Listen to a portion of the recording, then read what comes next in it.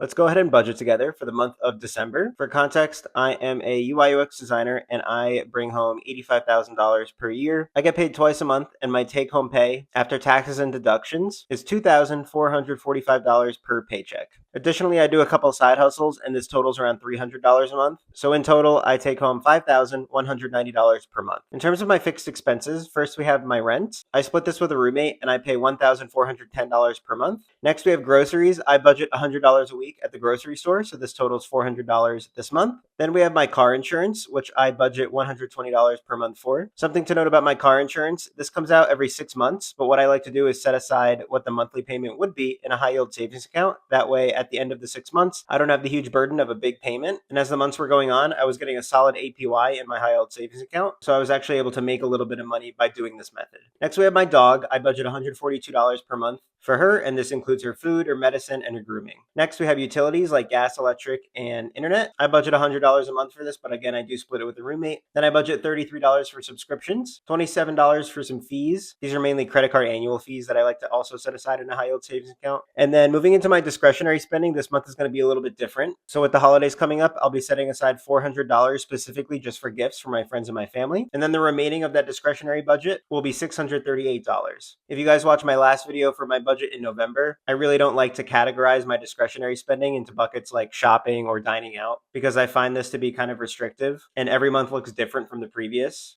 And a budget is meant to be followed, so you don't want to have the negative impact in your head if you go over in one of those really small buckets. I'd rather just have one larger bucket for discretionary spending that I could choose to spend whatever I would like on. If you have a difficult time with budgeting, that's actually a method I would recommend for you. So after all of my expenses, this leaves me with a 35% savings rate or $1,840 left to save. I talked about this in my last video, but I had some medical expenses come up over the summer, so I'll be setting aside the majority of my saving to my emergency fund. So this will be $1,257 going towards that.